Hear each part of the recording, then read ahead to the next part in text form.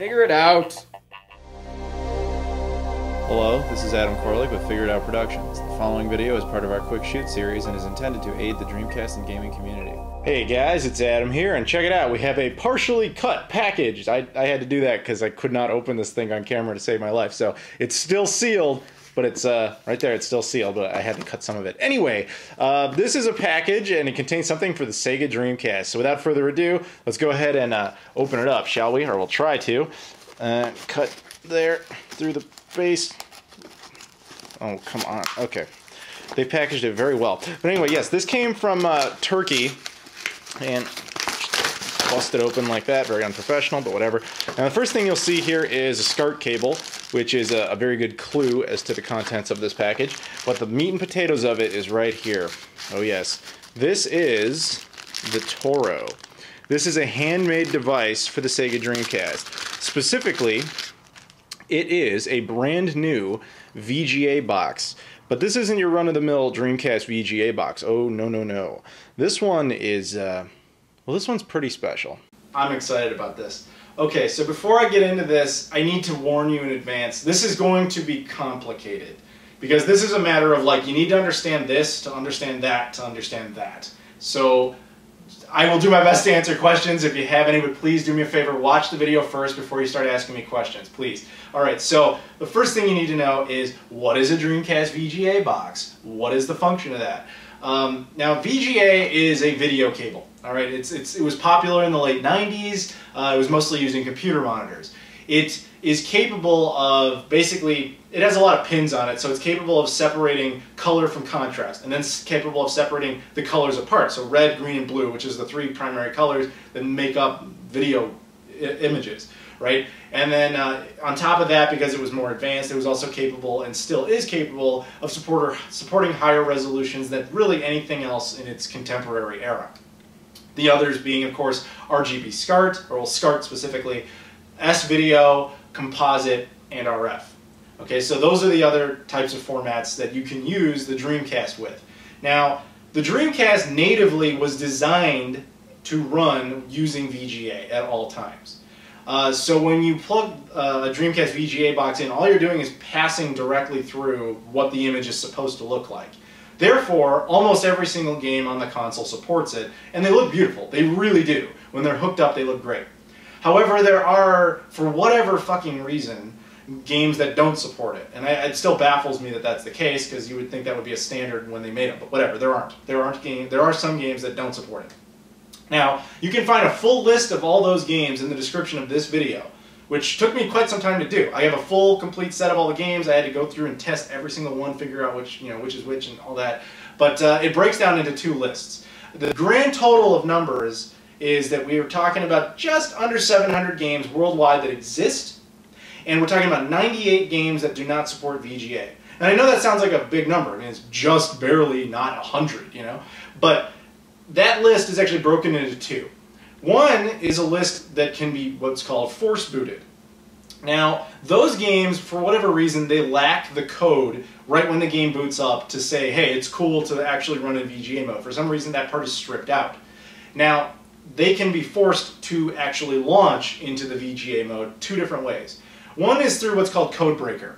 It's basically a disc you pop in your Dreamcast. It's like a cheat disc, like Game Shark or Game Genie kind of type of thing. You put that in, and you just say it has an option to just start a game right away. So once you've done that, you take the disc out, you put in your game, and then you close the lid, start it up, and the game will just run in VGA mode. No problem. The other is a device that a lot of VGA boxes have, which is just a little switch. You know, you launch it in non-VGA mode, the game will start, and you get to like that white screen that says Sega, and then you click it over to the other mode, and it will switch into VGA mode. Now you'll have to switch on your television to wherever the VGA mode is connected, but then you can run the game. So that's a nice feature. Now that's the type of reason you want a high-grade VGA box. So here's where we have to get into this part. There are a lot of VGA boxes out there for the Sega Dreamcast, especially in recent years, because people are finally realizing, like, wow, the Dreamcast looks really good when it is hooked up correctly. It looks so clean, and it really does. So a lot of people, like in every single market, try to get their shitty product out there and try to make you think it's the same as the good one. So I'm going to talk about, very briefly, some of the shitty ones. There's one by Racket Boy. I hear nothing but bad things about this, don't buy it. There's this clear one that's like okay. The best review I ever heard of it was, it's okay, I guess, it gets the job done. You never want to hear that this thing you bought, at best, gets the job done. And then finally, there's this fucking piece of crap by Tomy, and PC Wizard 13, Jonathan, my buddy, I love you. What the fuck? Why did you buy that? Sorry, it baffles me that you gave that a glowing review. Now, the reason that that type of cable sucks, all that is a cable, straight up. Like, this is just a cable. There's no box. The reason that sucks is that, one, it is not capable of any additional features. None. Zero. It's just a cable. Two, it's got very poor build quality. And three, it's got compatibility issues. Part of the advantage of the box is that more monitors and more televisions are capable of understanding the Dreamcast than they are without it. Okay? So never, ever buy that cable. Ever. The Tomy one, don't buy it. I get why people do. It costs $25. It's the cheapest option out there. But there are vastly superior devices that are like in the 40 to 50 range. It's not that much more money for all the shit you get with it. So with that in mind, let's talk about some of those additional features. Now, first up, I just want to talk about this. This is the original This is one of the ones that came out during the Dreamcast's initial lifespan. In like 2000 this came out. This is by Performance. Now Performance was aware of the issue of some games not supporting it. So because they had the box and they built a high-grade product, what they decided to do was have an additional feature whereby they built in a little switch. And this is that little switch I was talking about that allows you to force boot certain games into VGA. But what about those other 50 that can't do it? What are you going to do? Well, Performance said, okay, we got a solution for that. Right on board, they built composite ports, which is the yellow one, and then they built S-Video. Now, S-Video is better than composite. It's basically, composite is like a one piece of shit cord. And what it does is that it takes all the image data, the colors, the contrast, the resolution, and squeezes it all into one fucking pin, and it looks like shit. There's a reason when you see those like police sketches, those are called composite sketches. It's because they're an approximation of what the image is supposed to look like. That's the exact same basic premise with composite video. You should never use it. It sucks. Now, the next one up is S-Video. S-Video, it looks like it has multiple pins, but it really only has two.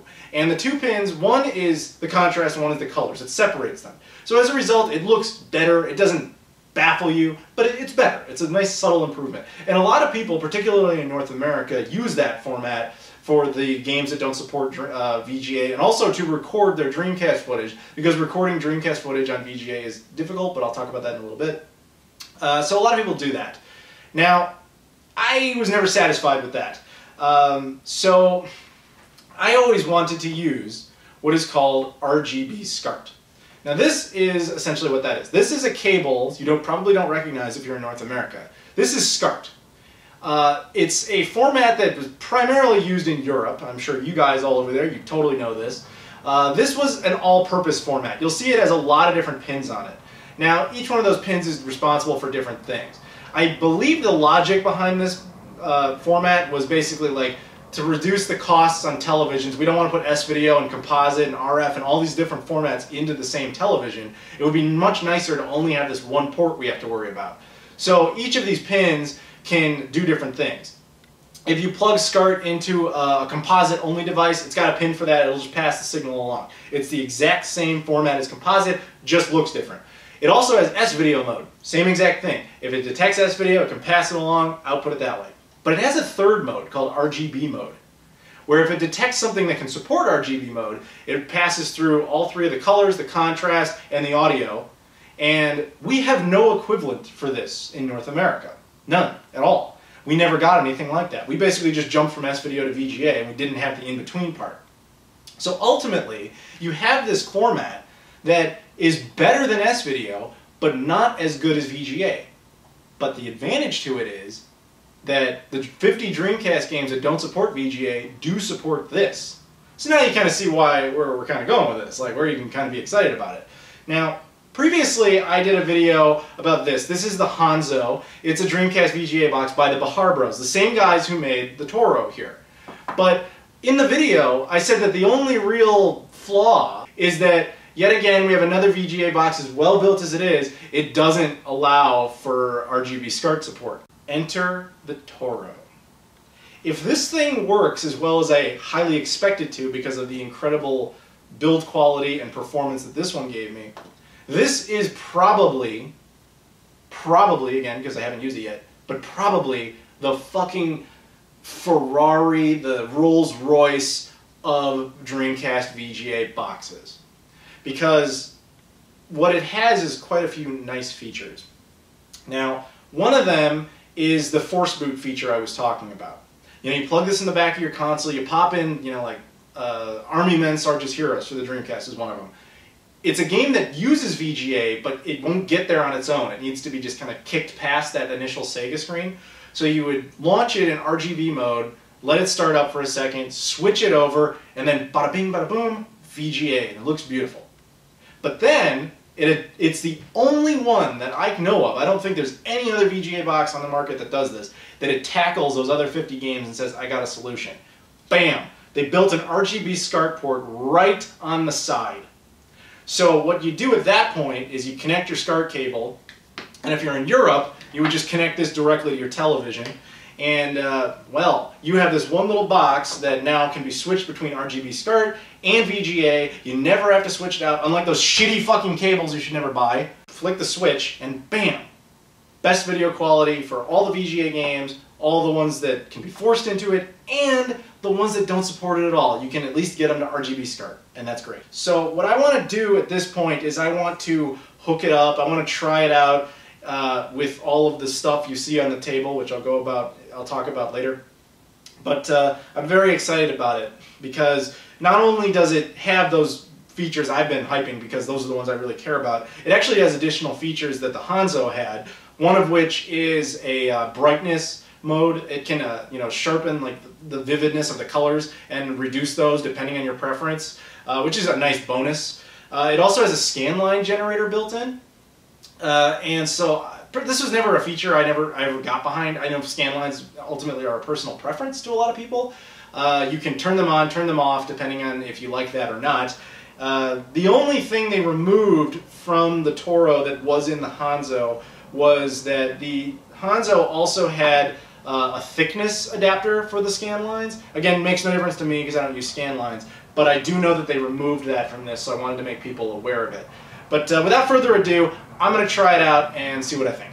I'm going to show you guys footage of all the different formats recording, except of course for RF, because that's pointless. In the upper left corner, you'll always see what is connected. Obviously, currently it is VGA. So let's switch over to composite. This is what most people use, and it looks bad. It's fuzzy, it's blown out, it's oversaturated. If you switch over to SVIDA, you can see between the two that there's a subtle improve in the contrast. Then you go to RGB and look at the explosion of color, and it just looks more clear and crisp. But VGA, not only do you get the color and the clarity, you get double the resolution, and it is sublime. So I'm just going to let you guys see the rest of this footage on your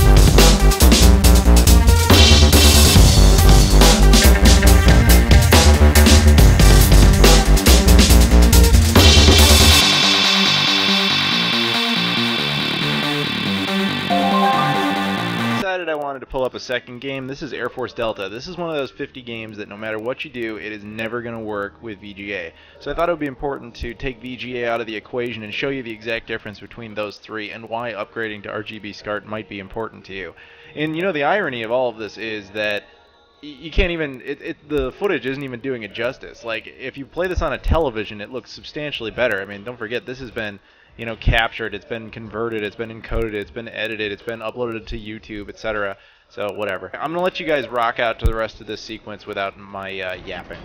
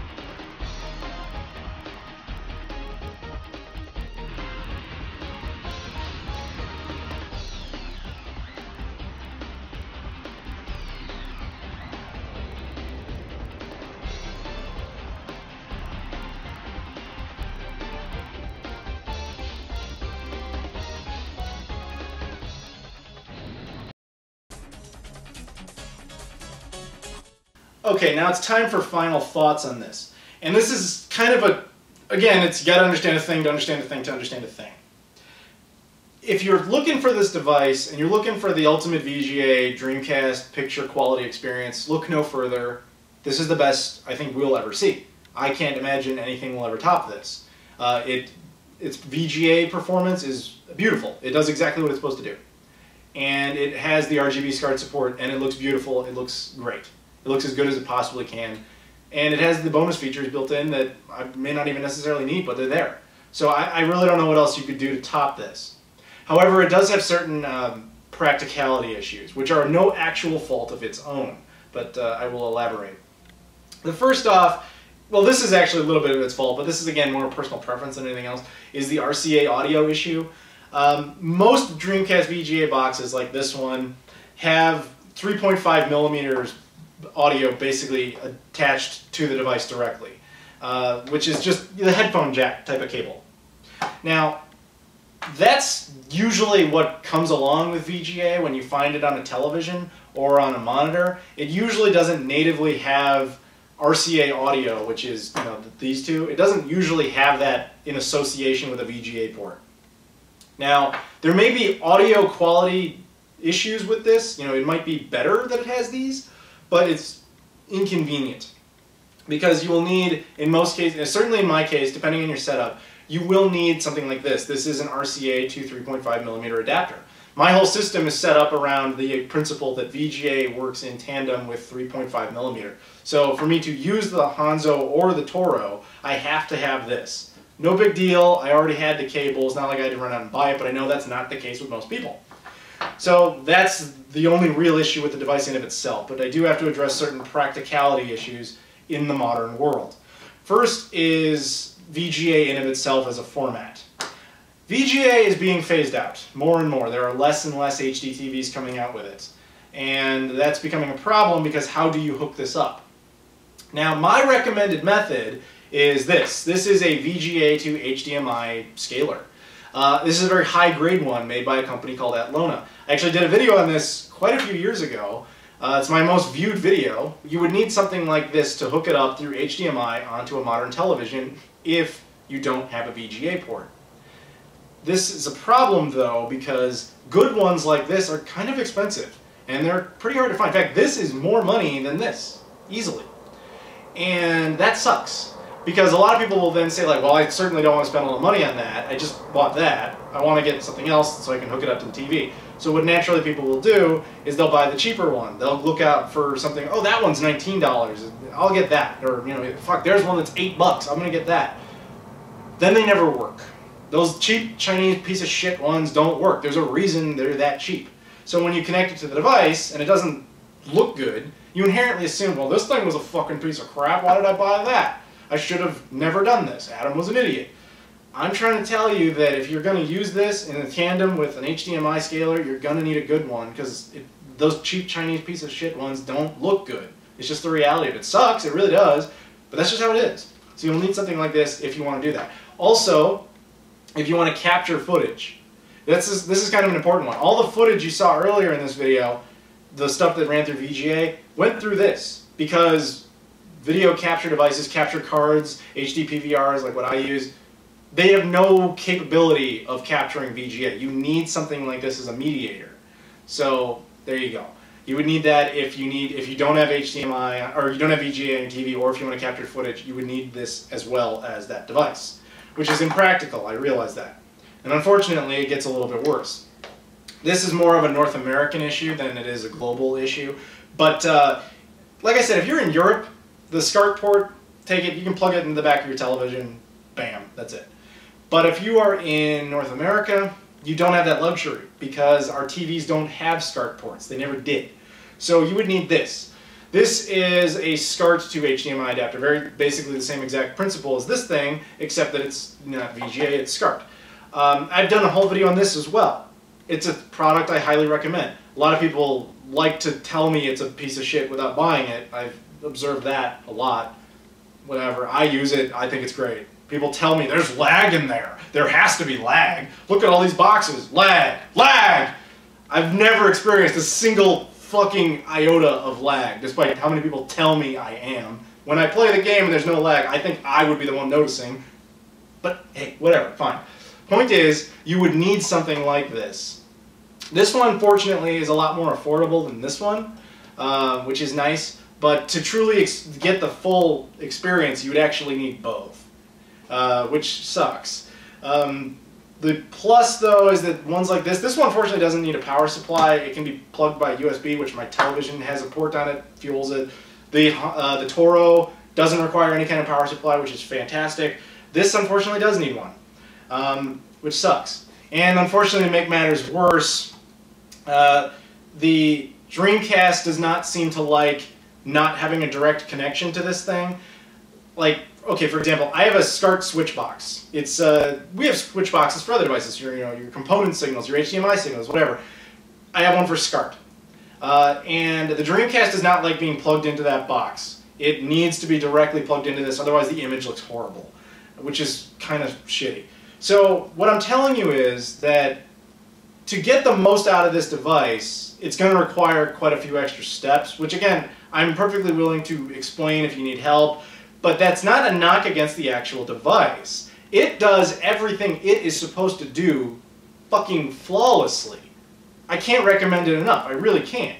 But then again, I already had all the parts here. I didn't have to go out and buy anything special to get the most out of this. And I want to make sure you guys know that. I want to make sure you understand everything you would need. Because I still, to this day, I'll have people like, I had a guy just recently, he contacted me, he bought a VGA box for his Dreamcast. And he had no idea how to hook it up. And what he was trying to do is he was like, all right, well, he saw one like this. He plugged this into the Dreamcast. And he was like, all right, I'll plug composite cables in there. And he plugged in the television. It didn't look good.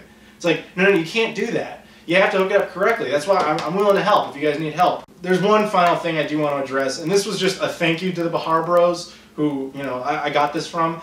I told them that I kind of predicted that this would be an issue because I don't have SCART cables. This cable.